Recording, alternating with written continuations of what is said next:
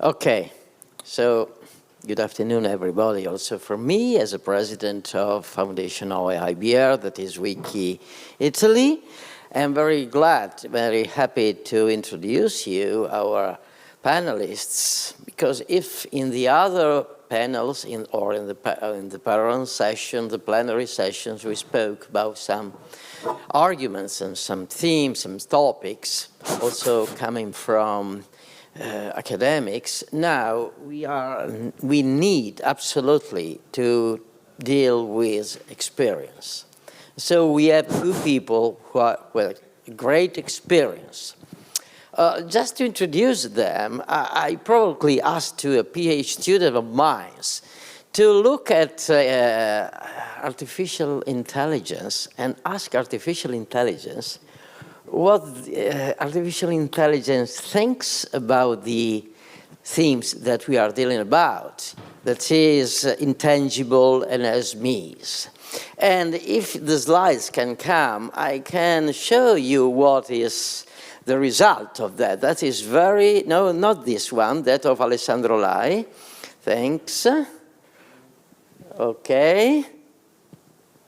And we have to just a few minutes, 2 minutes to look at that, and then I will. Okay, this one, the first question was, the first question where is, oh, is there. Thank you.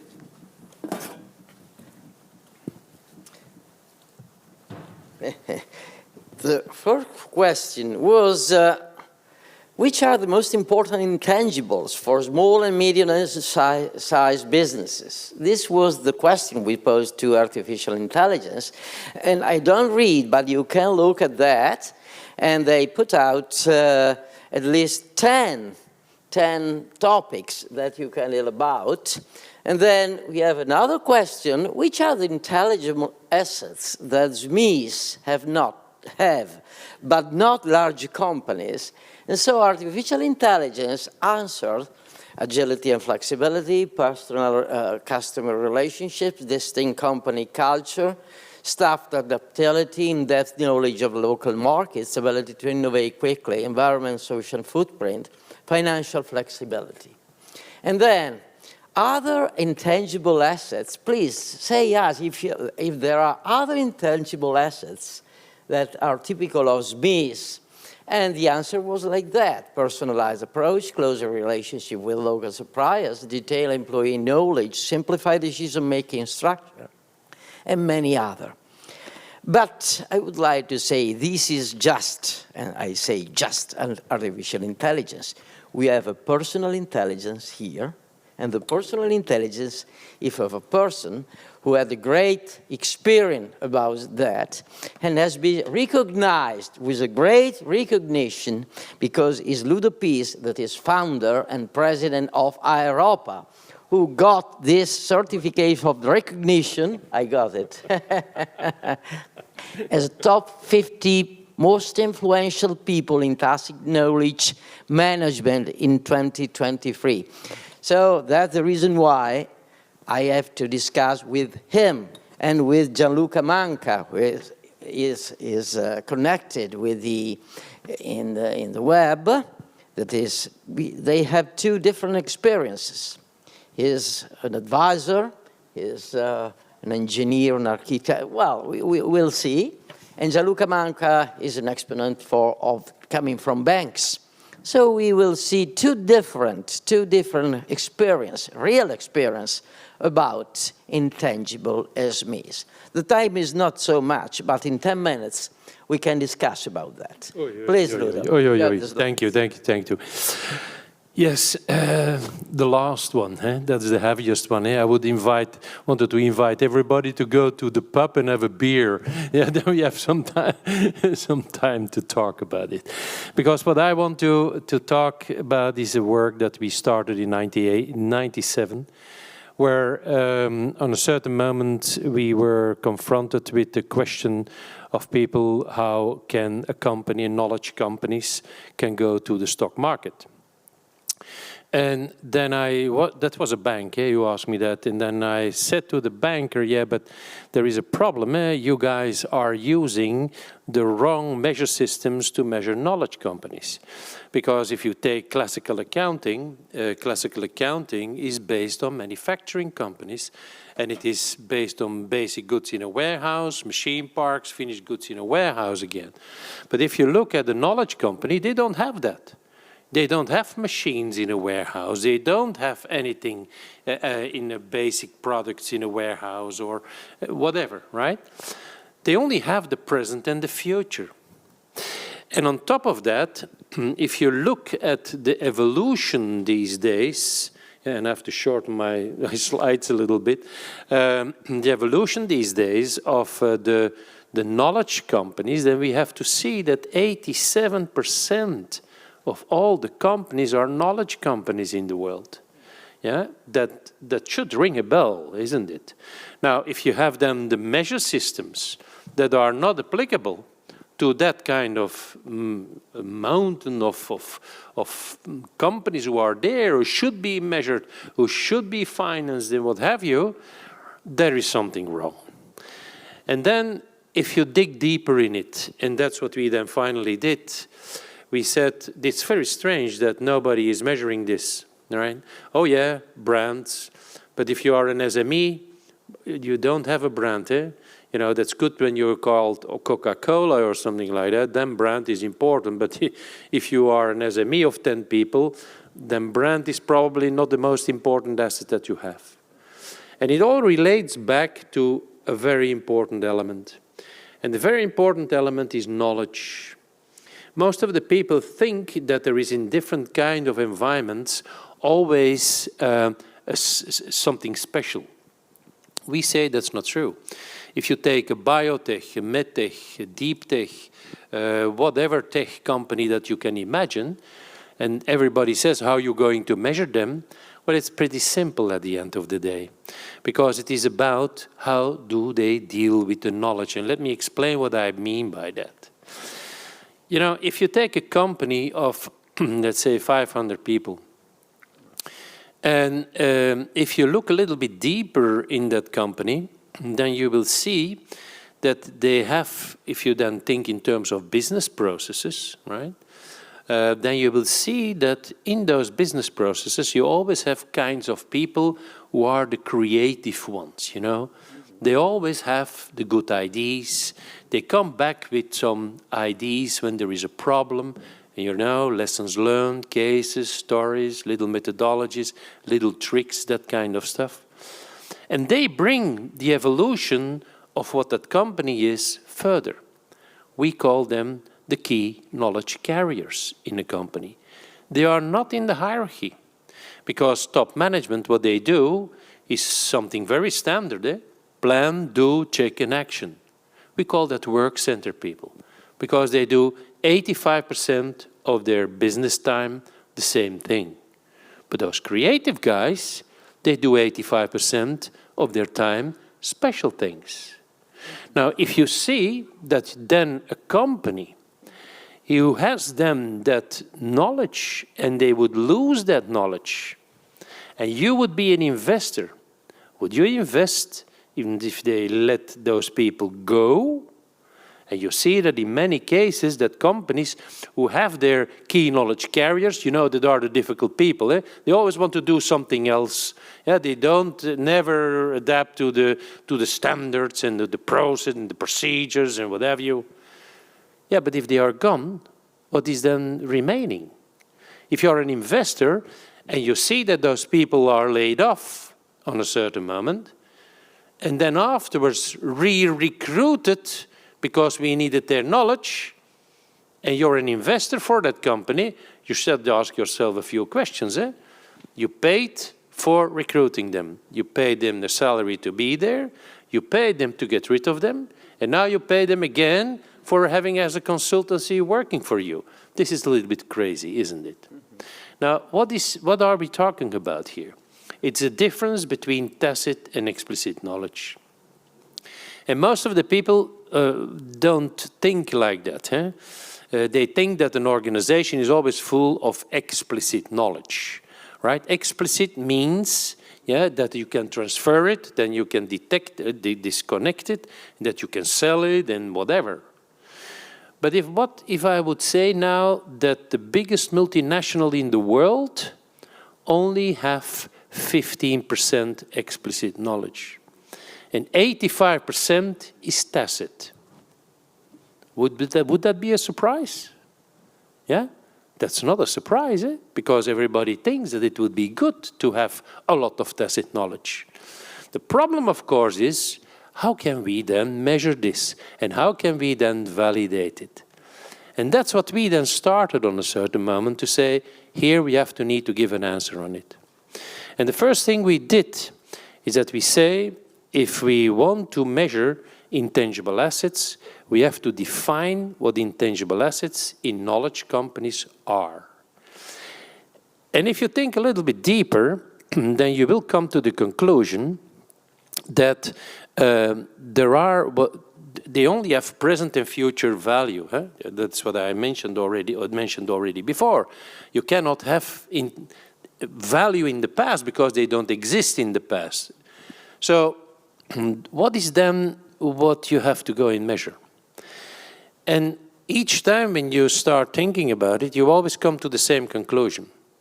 If you add value to your company, then you are increasing the value. It's very simple to think about it. And what is that then? Well, I recruit a person. You try to add value to your company. I have a new customer. I try to add value to the company. I have a new partner. I have a new IT structure. I have a new this. I have a new that. To cut a long story short, we identified 77 of this kind of added value creating phenomena that are standard, that you always have. Now, if you then have that, let's focus on one. And you recruit a person. Strange thing is, you don't recruit a person. You recruit his networks, his experience, his skills, his intelligence, his motivation, his environmental support, right? All that are variables and parameters. Nobody is measuring that. You know, we do a lot of effort to recruit a person, interviews and psychological testings and what have you, and then they are in, and then they say, there's your computer, there's your office, that's your job, your boss will tell you what to do. I say, what about then the intangible assets that they bring? Yeah, aren't we going to manage that? No, we don't. We don't do that, right? Now, if you start thinking like that, and you have then all those variables for those 77 added value creating phenomena that we identified, yeah, you can make measure systems for that. And that is a huge thing, because there are 920 of them, right? If you want to go and measure that. And that is econometry. That is not rocket science. You can put that in an econometric formula. If you add to each of those econometric formula a financial value, then the outcome of that formula will always be either tacit, yeah, so much, or explicit, or a mixture of both. Now, if you have that, and you have that in a financial terms, present, future, and each time, tacit and explicit, for 77 added value creating phenomena. Now, if you do that like that, then you have something that you can show to companies what the value is. And I can tell you a little story.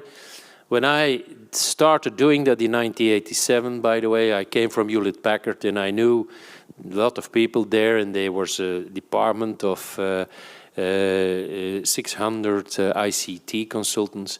And we did all the measures. And we proudly went to them, to the management. And you know, Dutch people are very outspoken. If they don't like it, they tell you immediately, right?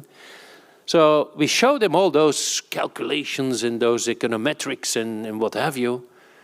And then at a certain moment, after 5 minutes, they say, hey, guys, go away. We don't understand the word from what you're saying. Yeah, go away, yeah. Because what you try to do is we try to buy a car and we want to choose the color of the car, and you guys are talking about the algorithm of ignition. We said, holy shit, that's a problem. So what we then did, he said, yeah, we have to go back to the drawing table. So we went back to the drawing table and we said, oh, we are going to put it on a balance sheet. Yeah, because we had financial results, we have financial calculations. But the balance sheet, no. That are all costs, and what we were measuring is value. Remind, we are measuring value. We are not measuring costs. And so the only thing that is coming close to that is goodwill. And then we said, maybe we can tell our story in terms of goodwill. Yeah, but if you tell it like goodwill, that doesn't fit, because what we do there, those measuring calculations, Tobin's Q is goodwill, you know, and we have present and future value, and normally goodwill is only explicit present value. So we said, oh la la. On top of that, if you see what auditors do with goodwill, and let me go back to the EIS standards. We are talking a lot about the EIS 38 today. Well, that says three things: identifiability, controllability, and future economical benefits. Now, most of the people then try to link that to costs only. But you can link that also to what we were calculating, right? And we said then, okay, if that's the case, why don't we then invent something else that is then showing the real value? So no goodwill, because what goodwill is in the real situation, in the situation that we are now, is never accepted by an auditor. Because it's Tobin's Q, it's what the fool wants to pay for it. So that means it's a negotiation. I sell this to you, to my colleague there, and I said it's €1,000, and he said, no, it's 500. No, it's 1,000. No, it's 500. For 350, finally he buys it. That's not identifiable. It's not controllable. And it has no future economical benefit. Auditors, away. So we said, okay. You have 2 minutes. 2 minutes. Okay. Yeah, that is the disadvantage of bearing the last. It's not the value of your speech, it's the cost. So, and what then we said is, no, we have to go and do it differently. And then we start to look.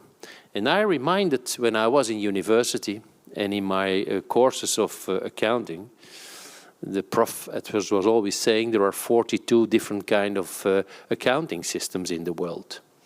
And then we said, then why don't we create 43rd, right? Only about intangible assets. So we did. So we created a full accounting system, and I have in my presentation, you will get it, on how that looks like. It's based on the same principles as classical accounting, so it becomes consolidatable with classical accounting, because you need to have some costs to recruit a person. You don't need all, but some. And there it is consolidatable. So that was fun, because suddenly we were able to show the hidden value of every company, knowledge company. And then we were proud, and we said, now we are going to the EIS board in London. We were talking 2004, and we came there and we said, voila, we have another system of measuring intangible assets. And they said, oh, great, because there is, the normal stuff is activating costs. And we come there with something else, because we calculate value, right? They said, that's interesting. So, long story short, they say, we will now send your proposal to all the accountants associations in the world and professors and what have you. You have to answer all the questions, and then we will decide. 2008, they finally accepted it. And if you go to the EIS 38, you will find our description on measuring intangible assets there too. we were so proud. We could measure it, we could account it, and the auditors had to accept it. But nobody wanted to buy it. Yeah? We are an organization today of 650 people doing only this for organizations all over the world. Nobody wanted to buy it. And then we found out something else. It's not enough to talk about a value that you can put on a balance sheet. You also have to think about some steps further. And we called it the 10 steps. If you have defined it and you have a value and you cannot create, and that's a very important word, multiple money streams from that value, on that moment, you cannot even put it on your balance sheet. And the key word is multiple money streams. Most of the people don't even look at it. So we came with the story, create multiple money streams. So we could then, what we then finally did, and I cut now a lot of things, rather than going for a full accounting system, we did a lot of tests with companies. So we finally came up with a high-level estimation concept, which we could estimate in the beginning the value of the company, the innovation due diligence to see that the future they preach. Interesting, C-level people, they ask a ghostwriter to write their business plan. Yeah, and then you ask everybody differently. They all tell different stories. You say, well, you're going to do that, right? So anyway, that we call innovation due diligence. Check also the processes that you are able to do that. And then what we then did, what we did is we said, okay, if we have to do the high-level estimation, innovation, due diligence, then we have to go and teach the people in the organization to capture, store, and make reusable tacit knowledge to increase their value. So if you don't increase the value by capturing it, storing it, and making it reusable, it's not accountable. It's in the heads of the people, and that can run away. But if you capture it, store it, a lot of people do that, but they don't make it reusable. Simple example, in a process there is a very experienced person there, yeah, and he is then going away. They put a junior guy there, yeah, and then he would get a little, how would I say, training, and that's it. And then we are surprised that the process doesn't work anymore, because we didn't train the people in the knowledge that was captured from the senior guy, stored it and made it reusable. Only on that moment it had a value.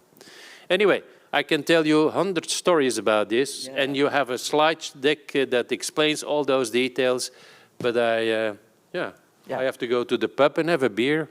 Thanks. Thanks, Ludo, for this nice and new perspective. Very interesting. I think that people can see the slides that you offer. They are very interesting. I suggest you all to look at them. And now we have Gianluca Manca, who is exponent of European Banking Federation and EFRAG SMEs working group. And so also his perspective is interesting. Gianluca, the floor is for you. Thanks so much. Thank you very much, Alessandro. Good evening, everyone. Now, after the inspirational talk from Ludo and also from Stefan before, there is little intelligent content that I can add, of course. But I will try and pursue the steps that brought me to work in EFRAG SMEs in terms also of how discovering the intangibles that are hidden there and why we push so much the lobbying towards the lawmakers to finally come to the conclusion that we're about to see at the beginning of next year with the CSRD. First and foremost, I saw a message from Stefano said was a little bit concerned about the client lifetime value that Ludo was expressing before. Now, it's obvious that for a small company, there's no way, of a small company that's just started, to begin with, it's impossible to have that kind of value translated into numbers because there is an uncertainty about the lifespan of the customer himself to begin with. So I think he's right that for SMEs, a lot of things are not measurable. But I like very much the practical approach of Ludo. And the first thing that I talked to myself when I started to work with EFRAG was we need to measure values that stem from a precise action that brings benefit to an undertaking, whatever that is. So that's why I go in the same direction where Ludo goes. He was saying, if you don't trap it into numbers and you don't reuse it, then it gets lost, and auditors will never recognize that. So I agree with that. I think it's absolutely reasonable to go in that direction. The problem is how we entrap these values and how we bring that into an accounting that is not made for those type of companies, as Ludo said in the very beginning. So first things first, what I realized in working with SMEs are that the obvious things that everybody knows. Between a large and a small company, when we talk about intangibles, we talk about scale and resources to begin with. So it's obvious that a large corporation has more resources to invest in and manage a broader spectrum of intangible assets compared to a small company. That's to begin with, if we consider the usual intangibles before Ludo's speech. Then there is another issue about visibility and recognition, because large corporations might have more visibility due to their scale, simply, making them more recognizable, especially from the outside to the stakeholders, and they can visual them more easily. But also investors, of course, not to mention also the customers. And we know that SMEs, on the other hand, might have valuable intangibles that are naturally intrinsic to the activity, but they're not stemming and spotting out. Then there's the thematic that we have gone back and forth with, which is the complexity of reporting. So large corporations usually have the resources to bring that into numbers.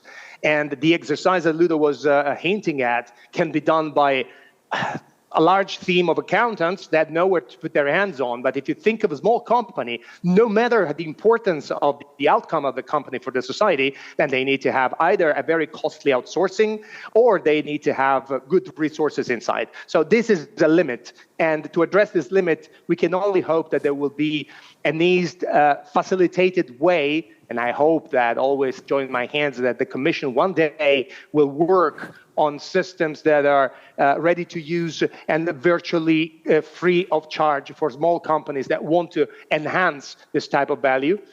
The other thing is, of course, the access to capital. And we know that large corporations always find it comparatively easier than an SME to go get capital. So sometimes the capital itself is the generator of that value. So for large companies, it's easier. And the last thing that comes to my mind is what has been already mentioned today, the fact that SMEs are naturally more agile. So in terms of innovation, they can express more. But this is their limit, because it's very difficult, and we've seen that already, to bring that kind of innovation value into the accounting and crystallize it, as Ludo mentioned before. I heard a lot today about human capital, and I couldn't be different than that. One of the examples that I usually use when I want to frame how we started the long path to recognize the sustainability value in small companies is the attrition rate in a company. So the amount of people that come in towards the amount of people that go out. But how is that rephrasable? Now, Stefan before made an analysis made of a lot of data, and he spoke really deeply about the human capital issue. But the one thing I would like to underline now is about how to measure it, because if we are able, of course, to implement methodology to quantify the impact, for instance, just the training programs in a company bring in terms of how they have the possibility to create realized value in terms of, for instance, increased productivity. A company could do that. You can start measuring the productivity before the moment of training and after the moment of training, when the resources are used to that training and put it back into the efficiency. The employee satisfaction, you can make polls in a company to try and understand how much that brings back to you some value. And eventually, one thing that it could be encouraged for small corporations is to create, alongside with the financial reporting, some kind of human capital statement that explains what the company is doing piece by piece. This thing, of course, doesn't help to deal with the accountants or the auditors that somehow will go scrap down that voice because they don't recognize it as long-lasting. Gianluca, you have 2 minutes. To conclude, Okay. sorry for that. No worries at all. Okay, let's talk about another example. Ethical sourcing. Imagine a small chocolate factory that wants to point a lot on ethical sourcing. And of course, in doing that, they need to engage with customers, suppliers, the local community. How do they bring that into numbers?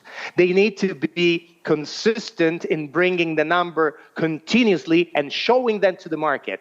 That is one thing that might possibly enhance a little bit the visibility towards the auditors. And this is one thing that we're really pushing on. Most of the sustainability factors are considered intangible. This is the last thing I really want to clarify. And they are not going to be quantitatively meaningful for a while, because as you know well, the CSRD and the SRS are going to be placed in the management report.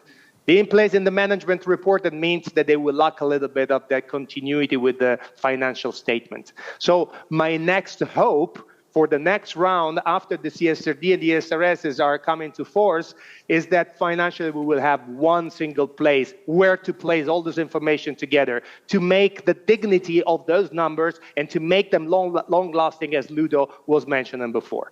Thanks so much. Thanks so much. There is a reaction of Ludo reaction about this. Yeah, it's very simple. I think that we are in the same line of thinking, yeah, and we have to deepen it a bit, because there is outside so many people who are wanting to have investments or loans from banks and stuff like that, who will never get it, because they are used, or they are measured by the wrong measure system.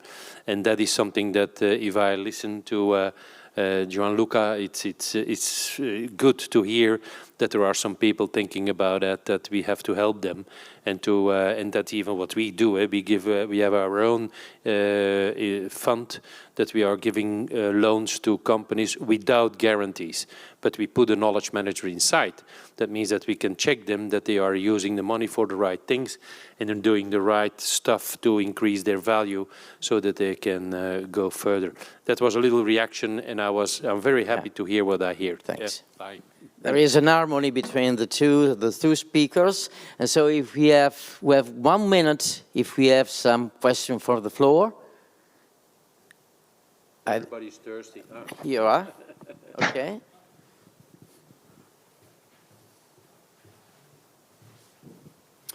I'm just curious, did you think that some of this could be applicable for large companies as well? Because I can think in our case, certainly some large companies are quite devolved, so you actually have a lot of little small companies there.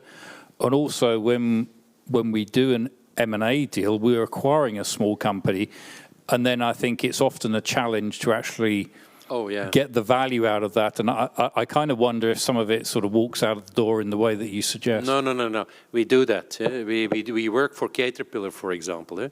And doing that, if they acquire a new company, we make the assessments, where is the tacit knowledge that should be turned into explicit before they even invest in it, right, or take it over. For large companies, we do the same.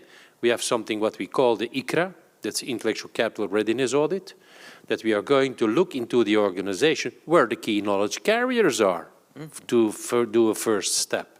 People you should never lose, otherwise you have a problem, yeah?